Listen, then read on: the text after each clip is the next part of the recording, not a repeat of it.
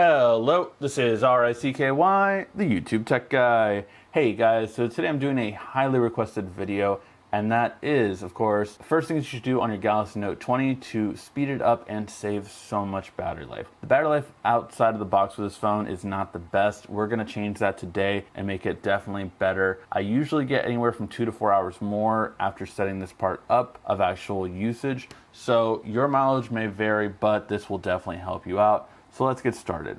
I'm going to jump right into one of the biggest things for battery life just because I feel that's the most important. And again, play this back however many times you need to just to make sure that you get every single part. I'm going to go to Device Care, and then we're going to hit these little three dots up here, and then go to Advanced. From here, you're going to set up three things. One is auto optimization. Basically what this does is it's going to automatically optimize your phone. I actually turn this on as well just because, again, it'll free up app memory that's in the background, not a bad thing. So this will happen once a day automatically to make sure that your phone is running at top performance. Then I would do auto restart. What this does is once a week, it will restart your phone. It has to fit these parameters, so don't worry if you're using your device or if your device is very low on battery. This will automatically do it. And you can do it multiple times a week. I recommend at least doing it once a week though. It's very important and it will help your overall performance and battery life and longevity. Optimization settings too, this is a really good one depending on what you want to do. So you can have your media volume be lower or limited to a certain amount, screen timeout be different, and then reduce battery life. Now this will depend on how your settings and how it goes. And basically, it's really only going to apply to at midnight if you're not using the phone. So this is a good way to kind of go as well. Again, if you're not using the phone, this will only help out your battery life overnight, so it's not going to drain so much at night when you're not using it. Okay, from there, we're going to go to battery and change a bunch of things. So first and foremost, for power mode, you can turn on adaptive power saving. Now what this does is it's going to allow your screen to actually change based on your usage pattern. Overall, it'll save you battery life, but it'll turn on adaptive power saving when you need it, kind of thing. I'm going to turn this off because I feel it's an unfair advantage for my battery test, but this is a good way to go. So if you're lower on battery life, it's just going to automatically adapt for you and make it nice and easy. Then we're going to go to the biggest part, which is app power management. So this is such an important part. Your apps run in the background, whether you know it or not. So what we're going to do here is actually make it so that apps do not run in the background when we do not need them. There are lots of apps, some you may not even notice, that are really just, not necessary to be running in the background. So what we do is we're going to add them, and this will take a little bit of time. So I'm going to stop this right here and then kind of change up all the apps. Okay guys, I am done. And just to give you an idea of how many apps I have here, I have over 200 of my apps. Yes, I have a lot of apps. So basically anything, the ones I always say, like a bank app, like a video game, things that you do not need to run in the background should all be put to deep sleep. I have, again, over 200 in here. Probably have another 100 in the actual not put to sleep part, but there's very, very few that I need to actively be there, such as social media, such as emails, things like that. Those are things that I always want running. Everything else can go to sleep, and this will make it so it does not run in the background, which is obviously very important. So this will help you so much on battery life that you'll notice an immediate difference. So I wanted to start with that. Second, I think you've already seen this, but one thing is the dark mode. That is very important. Basically, when you have black on your screen, that part of the screen is off. So I will show you how to do dark mode, but your wallpaper, everything you want to make sure it's off. The other thing you want to do is turn on fast charging. Make sure all three of these are on. Fast charging is not on by default for some reason, so that's just one thing to let you know. And that is why I have a darker wallpaper, just because it really does help when it comes to having an overall better theme. Then you're going to pinch to zoom, and you're going to turn off Samsung Daily. This slows down your phone, and also this is one of the ones that I did put under deep sleep.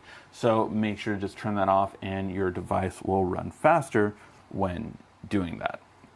Next thing you're going to want to do is you will want to set up a Samsung account. Now, the reason for this is because you can actually be able to share 4K videos right away. So here's the idea. You can actually text message high quality videos after doing this. So go to accounts, set up your Samsung account, and after that you're going to get this really cool feature. So if I wanted to share a video of my son to my my mom, or any of the relatives, I can take a couple of videos and click the share button. And from there, I can automatically do link sharing. Now, what link sharing will do is actually make a file link, allow me to share that whichever way you want to. It doesn't matter, you can share it over email, text message, anything like that. And for 24 hours, that link will be active to actually download the full quality photo or video. So having a Samsung account is very important. You also have a Find My Device feature once you have a Samsung account. So it's twofold and it definitely helps you out. All right, now back on to making your phone faster and saving battery life. So then we go to connections, and then we're gonna go to Wi-Fi. From here, you're gonna want to hit advanced, and you're gonna wanna do this, turn on Wi-Fi automatically. What this is gonna do is it's going to set up locations where you typically go, and which will have Wi-Fi turn on automatically, so it's better overall for your usage. You're also going to have this power saving mode on Wi-Fi, so you'll actually be able to kind of reduce battery life when you're using Wi-Fi, so it's not just constantly going at full speed. It just gets what it needs to from your automated apps. So make sure those two are on. Now we're going to go back and we're going to go to data usage. So a couple of things here. One, you can turn on data saver. This will reduce your overall internet from kind of always going on and making sure that apps don't run in the background a lot. I like to go a different way, but this is kind of an overall encompassing thing. If you really don't need apps running in the background and using internet, this is going to be one of the best things to be able to do. Just turning it on will help out your battery life immensely. I have too many things syncing up, like social media and emails that I need to keep up with, so I do not keep that on, but that is one thing that will, again, allow you to have a much better battery life if you don't need to always be synced up. So then from here, we're gonna go back one more, and we're gonna go to sounds and vibrations. So from here, you're going to want to go to sound quality and effects. Turn on both Dolby Atmos to make sure you're all set up. You can change your equalizer however you want to. I like rock, it just sounds better to me. But the best part here is put on some headphones or have some true wireless headphones. Go to Adapt Sound and set up a profile for yourself. Your sound quality is so much better, and it actually shows you the difference of how it is basically. So what it would normally play at and what it boosts for me on each ear. It really is a great experience, and it's one thing you definitely want to do so your sound quality will be much better. All right, then we're going to go to display, and there's a couple of things to definitely save battery life here. First, do not use adaptive brightness. The thought process behind adaptive brightness is it'll automatically turn bright or darker as it needs to. The problem with that is the sensor constantly needs to be on in order to do that. So what you're better off doing is setting it to about here, about 70%, 80%, whatever you choose to, and leaving it there. That way the sensor isn't always on, but you're pretty much at a good pace for most things. Yes, when you may be driving or something like that, and you need a brighter screen, turn it all the way up. I actually always go only to here at max, because if you do go all the way, you are likely to have screen burn-in, especially if you keep your phone more than a year. So just know that I don't go past this area, and I usually have it around here. Okay, adaptive smoothness. Now I turn this on. What this does is it makes your phone feel a lot more fluid, so this will help your overall feel of your phone be much better. Having that on is definitely going to help.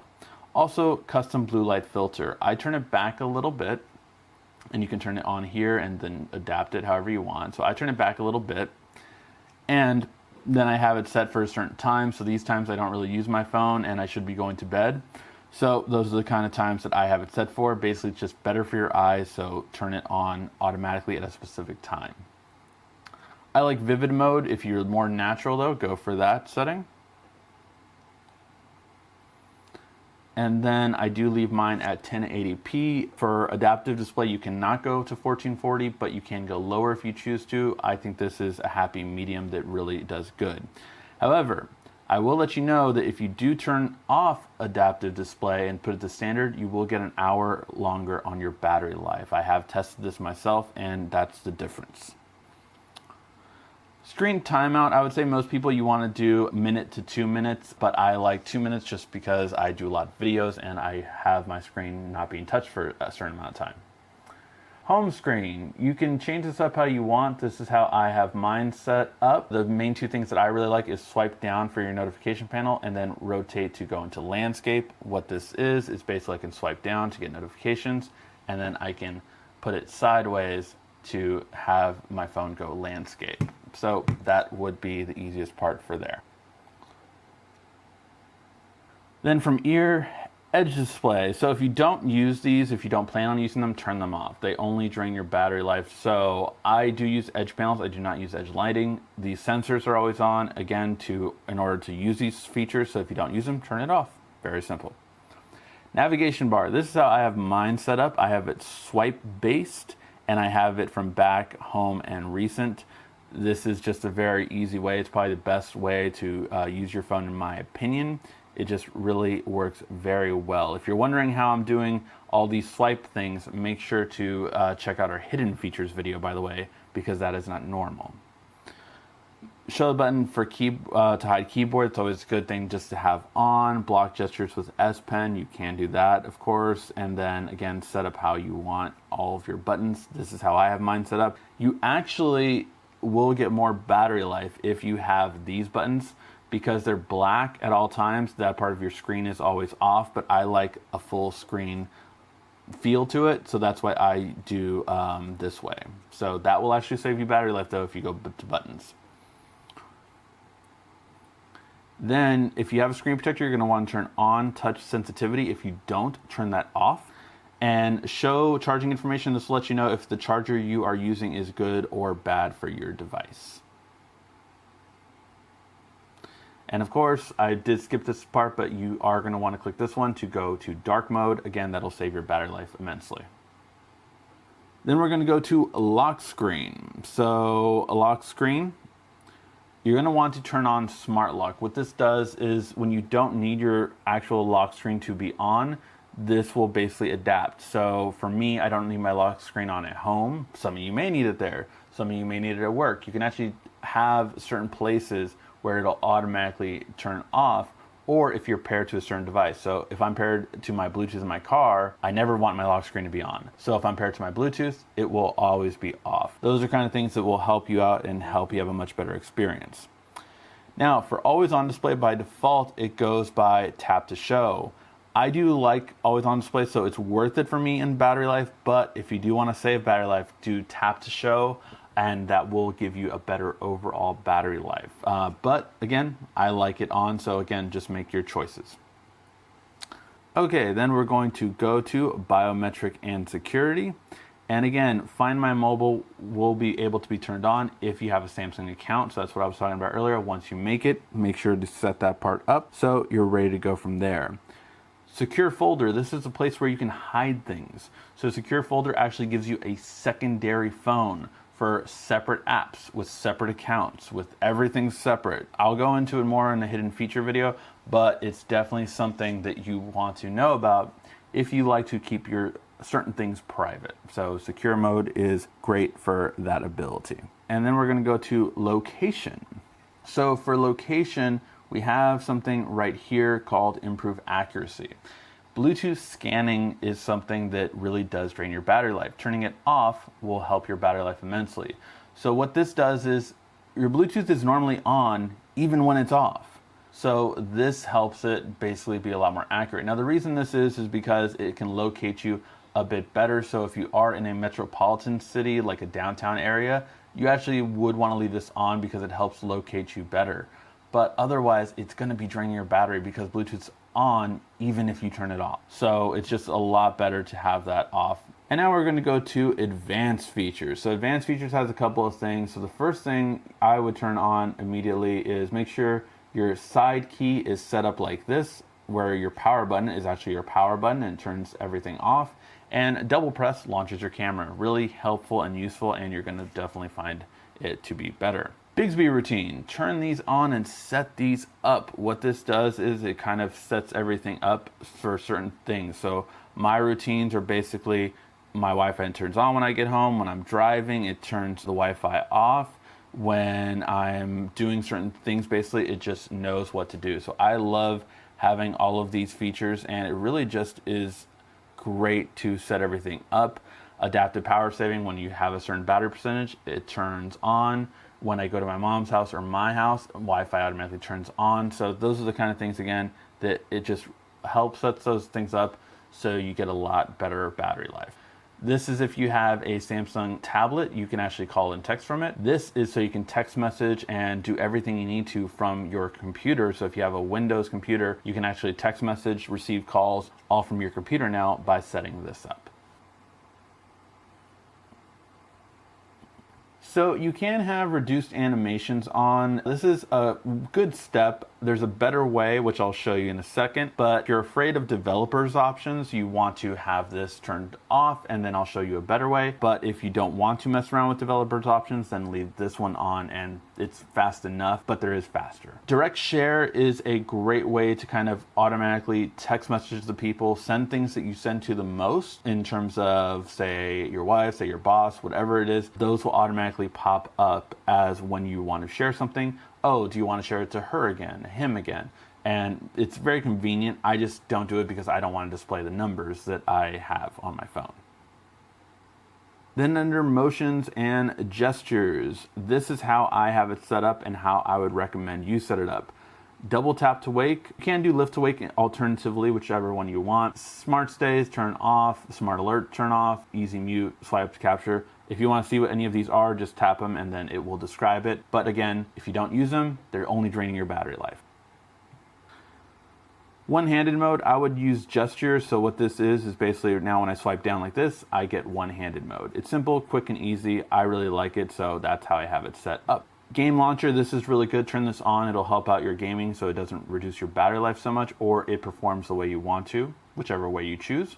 And then video enhancer, this will brighten your screen and allow you to watch what's called HDR content. It's a much better quality, so make sure to turn that on because your videos will look way better than you thought they could. So I'm gonna go to apps right here, and this is an important thing. So a lot of these are turned off, as you can see, but one important thing to kind of know about is when you don't want an app to use data or something in the background. So basically, what we did before was a blanket way of doing it. But if you go to an app, you can actually have it so it doesn't use mobile data in the background. So if I do not want it to use mobile data in the background, boom, turn that off. It is not allowed to use mobile data in the background now.